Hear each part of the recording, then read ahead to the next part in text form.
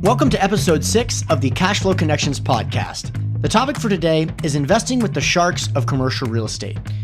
Most of the time when investors get started, they're usually drawn to investing in residential. There's a lot of reasons for this. One of them is that the barrier for entry is not that high. Almost anyone can invest in residential real estate if they've saved up some money to invest. However, there's a lot of problems with that strategy. One of them being there's not a lot of barriers to entry, so it's very competitive. We're going to talk about that a little bit today. We're also going to talk about why both our guest and I like to invest in sophisticated individuals in complex properties where there's a lot of value add potential as opposed to something more cut and dry like single family investments. We're also going to talk about market selection. What are the differences between tier 1, tier 2, and tier 3 cities, and where is the real opportunity out there? And as you may tell by our guest's accent, we're going to talk about the differences between investing here in the United States as opposed to Australia. Now, before we get to the interview, I just want to take a second and thank you very much if you provided some positive feedback recently. I have gotten a lot of positive feedback and it means a lot. It's great to hear that we're actually providing a ton of great, valuable content out there that is educating new investors and seasoned veterans. So the only thing that we ask in return, though, is to take 2 minutes and rate us on iTunes. The more ratings we get, the better visibility we have and the better quality guests we're going to continue to be able to bring you. So if you would just do us a favor, go to the podcast app on iTunes and search for Cash Flow Connections and give us a reasonable rating, aka wink wink, 5 stars would be super appreciated. Let's get straight to the interview. How's it going, everyone? Today our guest is Reed Goossens, who is the founder of RSN Property Group. Reed is a serial real estate entrepreneur who moved from Australia to the United States in order to pursue his real estate investment career. His experience includes project management, property development, and syndicating commercial real estate projects. He's been involved in more than $500 million worth of real estate transactions across several different continents. Over the last several years, Reed has developed a personal portfolio of solid cash flow investment properties, and he also has a background as a qualified structural engineer. So Reed, really excited about this conversation. Thanks a lot for coming on the program today. G'day, Hunter. How's it going, mate? Thanks for having me. Absolutely. So before we really jump into the details of this discussion, let's talk a little bit about your background prior to beginning your real estate career, and then discuss how you really got interested in real estate in the first place. Sure thing. I love talking about my story. Just to clarify, my background's in structural engineering. So I'm a qualified structural engineer. I was trained, or I went to school in Australia, and then I went abroad, as every single 22-year-old Australian does.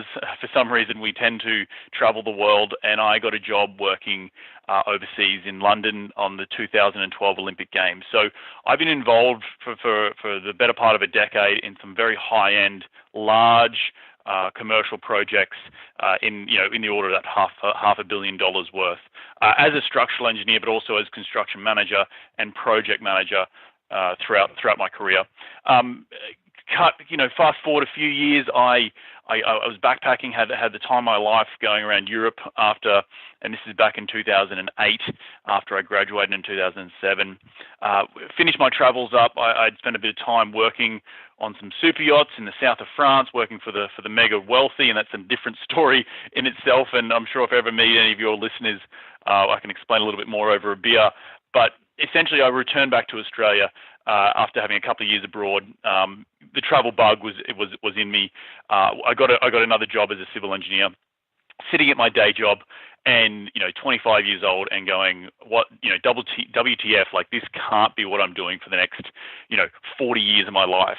Consuming myself with a cubicle, answering to a boss who answers to a board of directors, who I was just feeling like I was a small cog in the wheel of the corporate Australia at the time. And so when I said to myself, this can't be it. I've got more to give. I want to do more with my life, and I didn't know what that more was.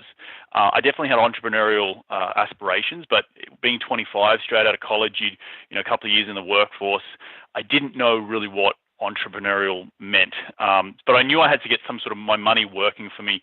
And what I really wanted was someone just to pay me to live my life and go traveling and go surfing and do all the cool things. So that really got me opened sort of the door to a little purple book called Rich Dad Poor Dad. And I didn't know about Rich Dad Poor Dad and cash flow and, investor and the cash flow quadrant and, being an employee and self-employed and all that sort of stuff.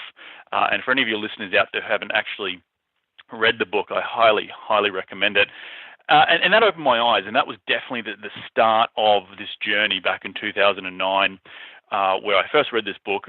And I consumed, as soon as I read it, it was the penny dropped, and I was like, this is it. This is what I was meant to do. And ever since then, I have been focused on, creating cash flow for myself. And we can get into my story about how I moved to the United States. But in a nutshell, the start of it was way back in 2008, 2009, just fed up with, I'd been in the corporate world for a couple of years, but I was already fed up, and I wanted something more and wanted to give something more more meaning in my life than just being a structural engineer. So yeah, that's a little bit of my background. Awesome. So definitely entrepreneurs tend to flock to certain asset classes. Real estate is definitely one of them because of the fact, for two reasons, I think. Number one, you can really start a real estate company as yourself. You have the potential to do it as long as you appropriately leverage other people's time and expertise, which I think that, you and I have definitely honed in. That's one of our strong skills there. So do you remember, what was your first real estate investment? Yeah, so that was actually here in the United States, and that brings me, segues into the story of how I got to the United States, because everyone probably listening to this thinks this guy's got a weird accent. And so I moved to the United States because I fell in love with an American girl. And when I was backpacking throughout Europe, I met this girl, and we fell in love, and I moved to New York City. And this was after I'd read Rich Dad Poor Dad, but not probably about a year after I read Rich Dad Poor Dad. Was boots on the ground in New York City. I packed up my life into everything, quit my job. We moved. I moved to be with her in New York City, and I was probably 2 weeks on the ground in NYC.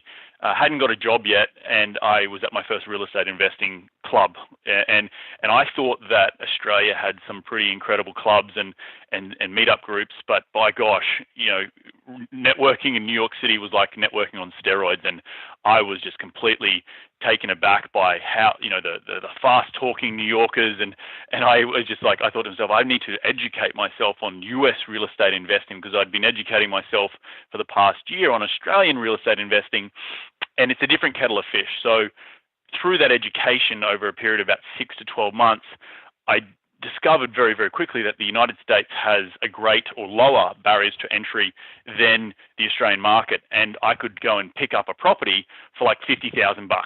And that's really where I got cut my teeth, was on these sort of cheap duplexes and single family properties in what I used to call a short driving distance from New York City. So this is in late 2011, early 2012. I bought my first property all cash, because coming to this country, I didn't have credit, and I couldn't go and get bank financing, and I essentially had to just do it using all cash. So I bought a duplex for $38,000 in Syracuse in upstate New York, and I actually still own that property today, but looking to sell it in the near future. So that was really where I started on my first deal. Just had to get my first deal done, because I was very much, probably like some of your listeners, analysis paralysis. I was just underwriting and reading a lot of books, but I just really needed to get that first deal done to really give myself some credibility, and say that I can do this and take that next step in my investing career. Yeah, absolutely. And so, just a question about the state of affairs in New York. The market had pretty much collapsed at that point, and still is. A lot of people were still suffering. Were the networking events filled? Were people really gung-ho about investing in real estate, or was it that the people that were there were only the strong survived the crash kind of thing? I think looking back on it, I was just such a newbie back in 2011, 2012 that I didn't know enough, if that makes sense. I was just like, oh, this must just be what it's like all the time. There was just a lot of people involved in real estate investing, and over the last 6 or 7 years, I've definitely learnt that real estate investing has always attracted a certain type of person. Yeah, you could argue that the people standing there in 2011, 2012 were the survivors, but you also could argue that there was a lot of influx because it'd been a couple of years since the crash, and that there was a lot of people sort of, the hawks circling the carcass, so to speak, to get their to get their feed.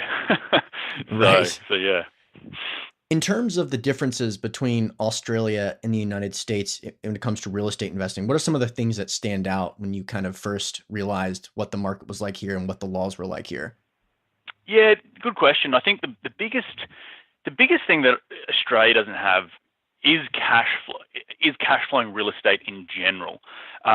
You've got to look at Australia like, take a New York market or a Los Angeles market where a single family property, a house that someone would want to live in an okay neighborhood would probably cost you somewhere in the order of $400,000, $500,000. That's pretty much what it's like across the entire country, and the reason that is twofold. The first thing is, Australia is a very small population compared to the United States. We only have 24 million people. The second thing is that we're landlocked because Australia is essentially a big desert, and you can only really inhabit a very small portion of our country, which is, with water, and that's really on the coast. So, if you look at Australia as a map, we probably only inhabit I think it's not even 18% of our total land mass. So with that forces up property prices around the major cities. And comparing that to the United States, where you have 400 million people, you have your New Yorks and your, San Francisco's on one end of the scale, and then you've got your Detroits on the other end, and 350 million people who need to live somewhere in between. So the biggest thing was cash flow, and that really, going back to Rich Dad Poor Dad, that's how I can develop passive income, buying a property, living off the rent, maybe not getting a ton of appreciation, but you're definitely getting that cash flow, which is what you wanted to essentially be able to leave your day job. And in the Australian market, they more focus on negatively gearing and looking for appreciation over a period of time. But I do think the Australian market is poised at some point to have a correction because, like here in America, the difference between, particularly in what I like to call tier one cities like the LAs and the New Yorks, the difference in income versus entry into the housing market is continuing to grow, and Australia has a very, very severe case of that, probably even more severe because the fact that it's across the nation, not necessarily focused on say LA or New York, and you could move to say Kansas City and pick up a house for $150,000. In Australia, it's pretty much nationwide. So I hope that answers your question. Yeah, absolutely. So generally speaking, I typically look at deals exclusively in the United States. Every now and then I'll see something in a country like Belize. Belize has been doing very well, a lot of developments going up there. But I'm hesitant to look at those deals because I'm not familiar with the tax laws. I'm not familiar with the court system enough. I mean, I believe it's on common law, so there's some similarities there. But that's an extra component of risk for me that I'm unwilling to take. How did you overcome that, or how did you become educated enough in the American laws, tax implications, regulations in order to feel confident moving forward with some of those original purchases? Yeah, that's a good question. The fact was that I was here on the ground, like I was boots on the ground. I was living in the United States, and I still live here today. I live in Los Angeles, and I was getting taxed like any other American. Just because I'm here. That's how you learn the tax law. Yeah, I was getting taxed like any other American. I had to. Part of your real estate education, obviously, is learning about the tax benefits associated with real estate. One of the major, for all your listeners out there, there's obviously 4 major benefits with real estate: cash flow, amortization, appreciation, and the fourth one is tax benefits. So understanding depreciation, understanding cost segregation, all that good stuff that comes along with real estate, I had to learn, and just understand the tax brackets.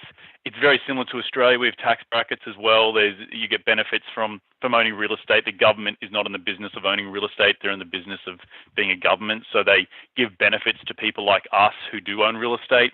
So it's just about understanding those sort of aspects of it.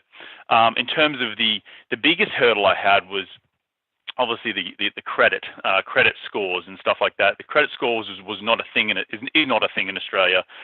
You obviously have we have a similar system, but it's not like, you go online and you're 600 or you're 620 or you're 780 or whatever. We don't have a number associated next to us. It's just sort of the banks look at you like as if how strong you are in terms of repaying your debts. And the other thing was also understanding entity structuring. That was a big one. LLCs are very prevalent here in the United States because people like to hold their assets in LLCs to avoid litigation and stuff like that, asset protection. Something that I hadn't really learned in Australia. So learning that side of the coin or the equation was very, very important to buying my first deal. So, yeah. Cool. So you originally started out with duplexes. Is that your major focus now, or what are you really focused on now? Yeah, I cut my teeth on duplexes, and I saw the power of just going into these places, buying them cheap, and doing pretty basic stuff. What I thought was basic, and that was put a lick of paint in, put some fresh carpet, resurface the cabinets and stuff, and then increase the rents by maybe $60 or $80 a month. And I thought that's great. That goes straight to my bottom line. What happens if I did that over 40 units or 50 units or 100 units? And over a period of time, when I first came to the United States, I learned about multifamily. I also want to take maybe one step back and say that in Australia, multifamily on the commercial scale doesn't exist like it does here in the United States. So you can't go out and buy 50 units or a 50-unit apartment block. You could buy 50 units in Australia, but you'd be paying a lot of money. If people are familiar with what's called condos here in America, where they essentially build a building and they split it up and they sell the individual apartments to either investors or whoever. That's how the Australian market works. So I couldn't just go out and buy a large quantity or one building that had 40 or 50 units. Now I could go out and buy maybe a smaller building of maybe 4 or 6 or maybe 10 if you're lucky. But in general, the Australian market's all to do with condos. So learning multifamily when I first came here, the commercial multifamily, so anything over 5 units, was really, really powerful because I got to understand how businesses are valued, and the banks use the business as they look at the fact that you have rental income, net operating income, and if you can increase that net operating income, you can increase the value of your property. And that was really that's again another penny dropped. And I was like, that's really incredible, and so that forced me down the road willingly forced me down the road of getting into commercial multifamily. So stuff, we're buying stuff greater than 50 units in what I like to call class tier 2 cities, your Houstons, your Texases, your Kansas Cities, Phoenix, Arizona, stuff where there's good cash flow and moderate cap rates. That's what I'm currently that's what I currently invest in right now. I'm also looking in other cash flowing assets like storage units and mobile home parks, but stuff where I can value the net operating income, because if I can value the net operating income, I can directly control the value of my asset. And that's very, very important for all your listeners out there, is that, in the stock market, you have no control over the value of your money, and you're sort of betting on the fact that a business will do better, and by doing better, they will give you dividends.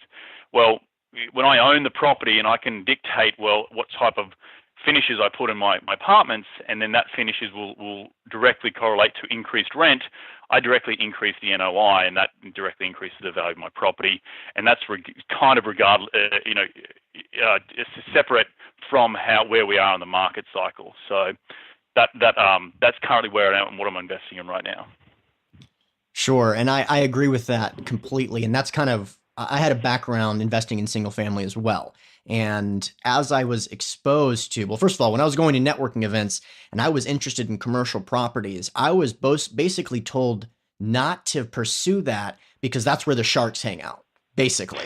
And as I kind of continued my career, I realized I was much more inclined to commercial for a lot of reasons.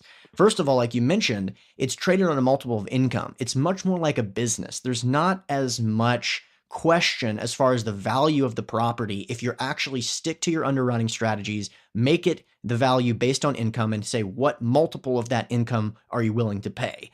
Another reason I like that, I'm sure you can relate to this, is that the complexities of the commercial real estate asset classes are such that the discrepancy between a really bad operator and an amazing operator becomes very significant. And what that means is you can buy properties that have low in-place income and implement strategies that are much more complicated, but still understandable, that residential properties don't have. And here's the third one that I have to throw, because I ran into this problem very early on, and I believe that you have a similar story.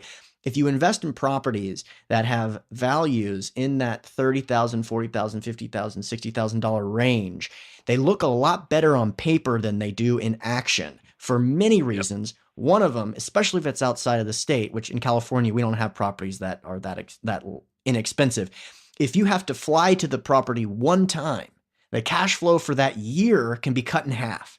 And so when you compound all that stuff, I would much rather, AKA swim with the sharks and deal with the sophisticated individuals than deal with residential properties. Sorry for the quick monologue, but it speaks truly exactly my experience, what you're kind of touching on there. I think you hit the nail on the head. There's a lot, and backing up just a little bit even more, one of the reasons I went into commercial real estate, and a lot of people probably listening are saying, well, how do you get started? I don't have the money. I got into syndication. I know, Hunter, you're into syndication, which is essentially just pooling investors' money together, and you go and buy a larger asset, and everyone can benefit in the cash flow.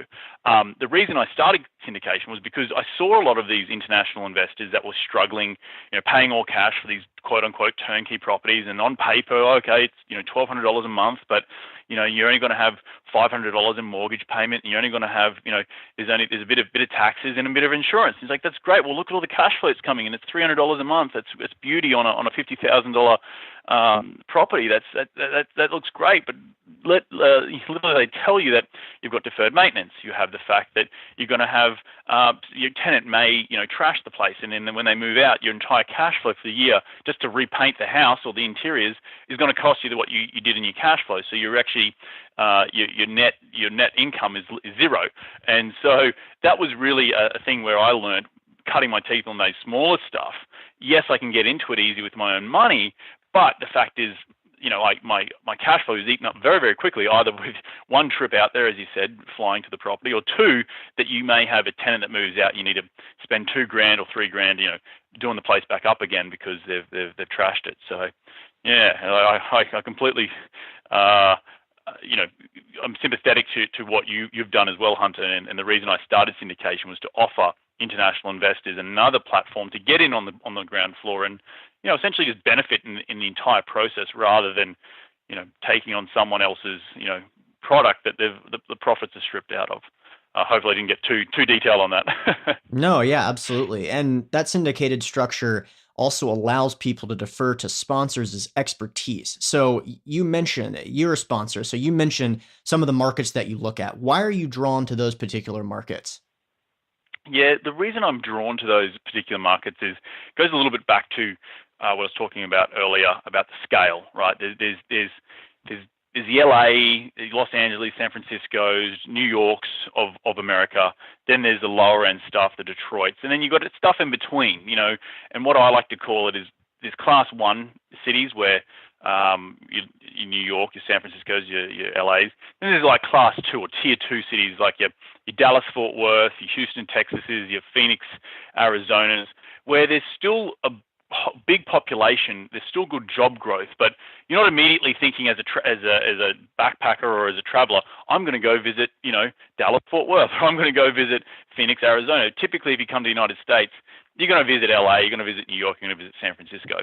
And those places, those tier two places, have what's called a capitalization rate, which is higher, or the ratio of income to property prices is higher in those states or those cities compared to LA and New York. And that means that we can cash flow better. So the reason I look at those tier two cities is because they've got good job growth, they've got good population growth.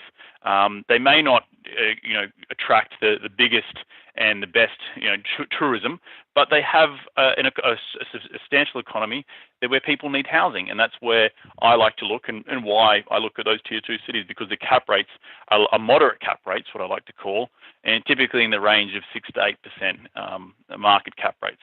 So that's really why I like to invest outside of Los Angeles and where I live. Definitely. Live where you want to live, invest where it makes sense. Exactly. Completely in line with my strategy as well. So in those markets, you mentioned you may be looking at multifamily apartments with, let's say, 50 units. Is that typically the type of size you're looking at?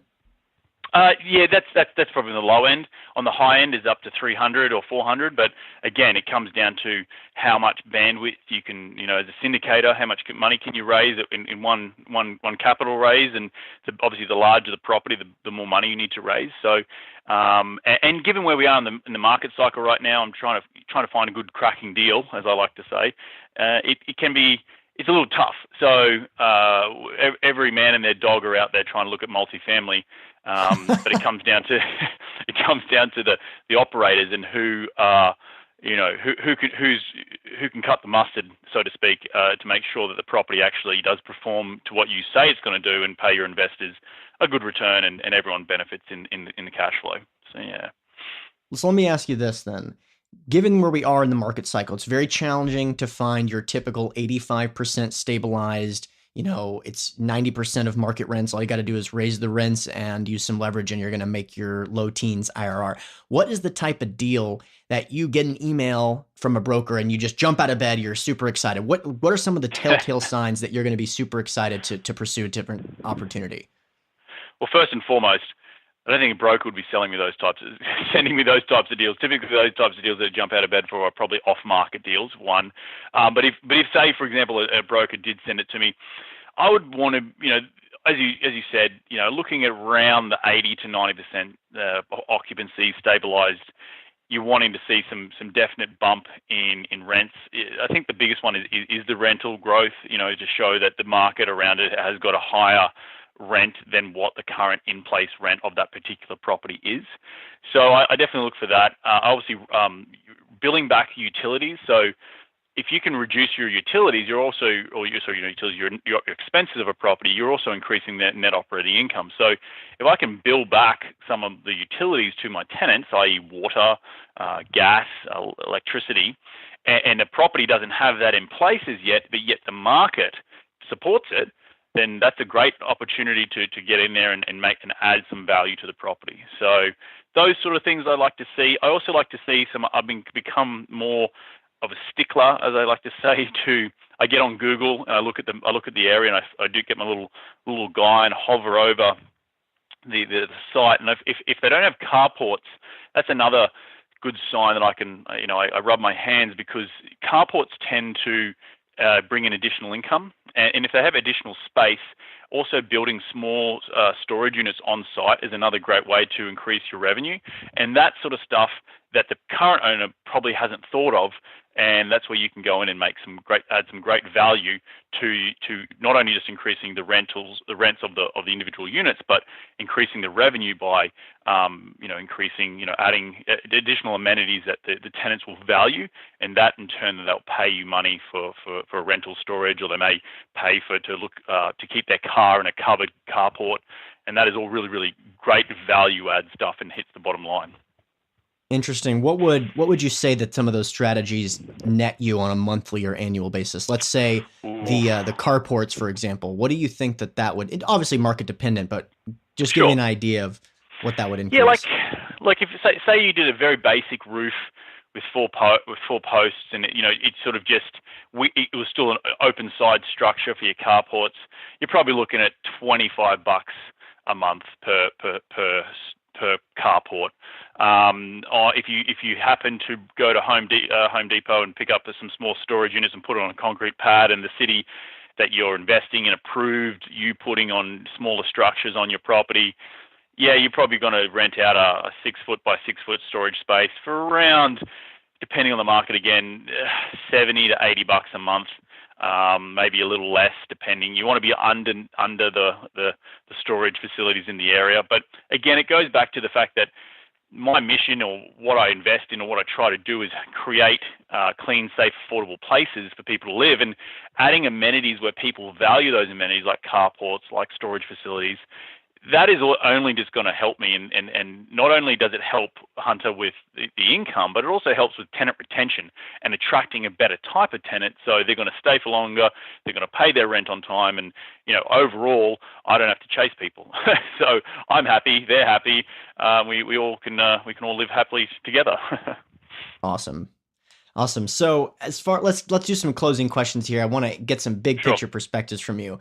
So what is a big mistake you've made in real estate, and what did you learn from it? If you haven't made any typical big mistakes, what is something you wish you had done differently, or something you learned earlier? I think this is a great question. I always love being asked about mistakes, because you don't learn from successes, you actually learn from mistakes. In my mind, that's what. Anyway, a mistake I did make, I flipped a few houses in Philadelphia a couple of years ago when I was living in New York, and also when I was living here in Los Angeles. We didn't probably do enough research on the contractor, and that contractor really screwed us. And unfortunately, I had a very big lesson learned in flipping houses. And flipping houses is a job. You deploy a bunch of capital for a period of 12 to 18 months, and hopefully someone's going to pay you more for polished timber floors and drapes than what you put into it. Now, if the contractor ends up taking longer than what you had anticipated, and there's not enough meat on the bone, you can start losing money. And I lost some money on one deal. We actually had to fire the contractor, and he stole a bunch of materials from site. But I won't get into the details, but it ended up being very hairy. And in hindsight, on a small job like that, it's me who gets hit. Like, I'm not going to go and spend additional money to go sue the guy. I don't have that capital to do it. So it's more like you got to take the hit, move on, lesson learned, and they're all lessons at the end of the day.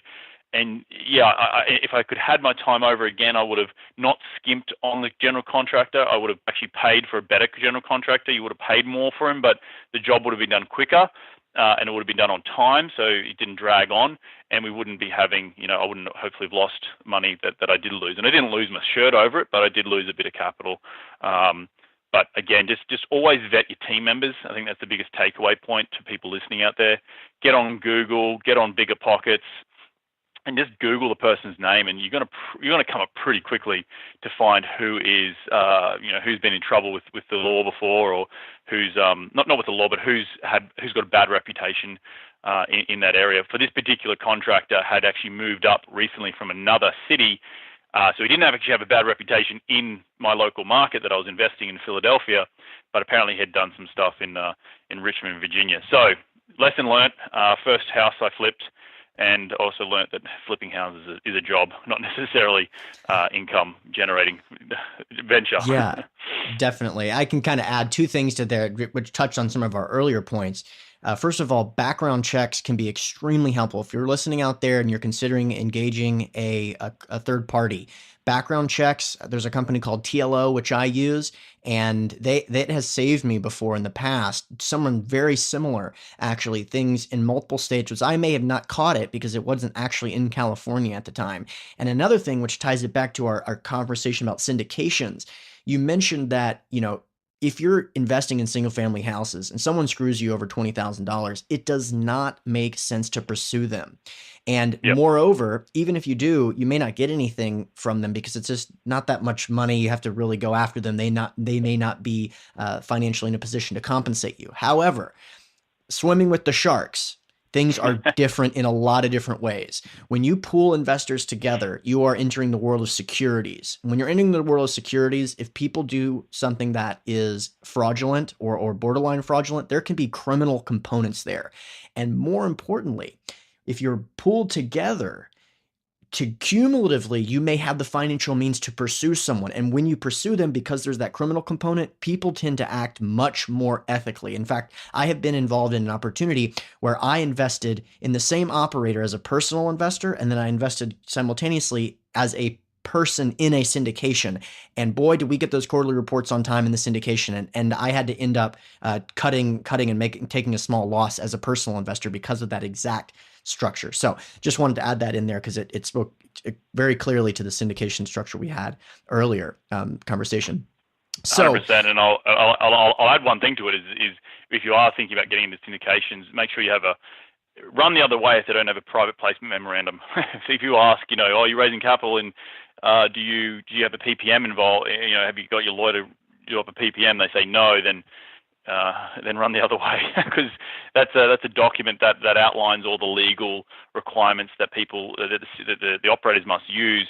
Now, admittedly, they can also fudge the PPM, but always have your third party attorney if you're an investor in these deals look it over and make sure, and don't be afraid to spend a couple of $100 to get an attorney for a couple of hours to look it over and make sure that you're protected. Absolutely. In fact, we have an attorney. My personal securities attorney is coming on here in just a few weeks, which we're going to be definitely grilling him on some of these questions as well. So Nice. On the bright side of things, what are you looking forward to over the next year or two? I'm looking forward to a lot of things, Hunter. I'm really enjoying the building out of the business. I've just I have employed a few people, a few interns that are hopefully going to come on and transition into full-time timers. Trying to learn to delegate because being, as you know, I'm sure, Hunter, you're an entrepreneur. You don't want to give the control up of your little business you're starting to someone else. So just learning to get people working for you and as a team. So really looking forward to that aspect of it. Looking forward to growing. I've got a podcast as well. Looking forward to growing that, and I'm also about to launch a book. So it's all coming together nicely. I am definitely a millennial where I want things to happen today rather than tomorrow. But I'm just enjoying the journey right now and really enjoying life. So that's really what I'm about. Cool. So that's a good answer for today or tomorrow. Obviously, what about big picture? What are you trying to accomplish in the next 10 or 20 years? Sure. Look, I want to try and get to a couple of thousand units at least. I definitely want to get more into the ground up construction game, and I've already been involved in it for many, many years. But in terms of actually doing deals in good, solid Class A markets, I do like ground up construction. I know it very well. It's just about finding the right opportunity and having the capital investors to go and back it. I want to definitely be involved in a few different diversifications in terms of asset classes. I want to get involved more in the storage units, and I want to continue to educate people on the benefits of just investing in real estate in general, whether it be here in the United States or somewhere else, because we're all going to have ebbs and flows, and the United States won't be as hot in a few years' time, and we'll find somewhere else to go and invest our money in. And in general, just creating financial freedom for my family and for my loved ones who can benefit from reaping the rewards and off the fruit of my labor that I've been doing for so hard for so many years right now, and will continue to do into the future. Awesome. Well, Reed, thank you so much for coming on the program. I think that's a great note to end it on. Doing real estate, like you mentioned earlier, you meet a lot of great personalities. You're one of my favorite personalities I've come across. I always enjoy partnering with you on stuff. So thanks again for coming on. Hey man, you're doing a great job. This is going to be a great show, and I'm really happy you've taken the initiative to take your investing career to the next level by starting a podcast. So well done, big fella. Well, I got to say that you definitely inspired me. So I'll give you a link to your podcast will be in the description page so that investors can contact you directly if they have any questions. Perfect. For all you listeners out there, I hope you enjoyed this podcast as much as I did. I especially like it coming from that soothing Aussie accent. If you're interested in contacting Reed directly, feel free to shoot him an email at Reed, REED, at rsnpropertygroup.com. Or you can go to his website, rsnpropertygroup.com. You can also find his podcast by Googling Investing in the U.S., an Aussie's Guide to U.S. Real Estate, or you can find the links in the show note pages in iTunes, SoundCloud, or Stitcher. Thanks a lot.